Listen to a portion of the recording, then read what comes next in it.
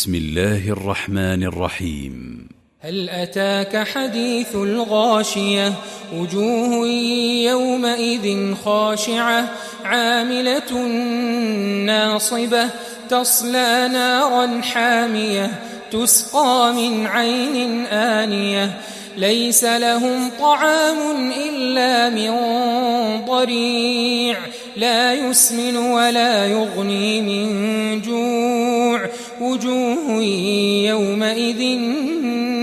ناعمة لسعيها راضية في جنة عالية لا تسمع فيها لاغية فيها عين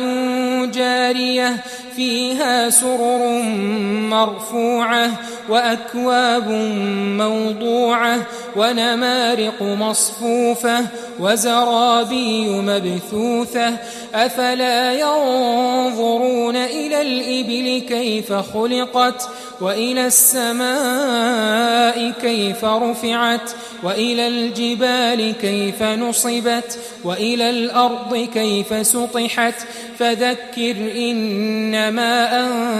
أنت مذكر لست عليهم بمسيطر إلا من تولى وكفر فيعذبه الله العذاب الأكبر إن إلينا إيابهم ثم إن علينا حسابهم.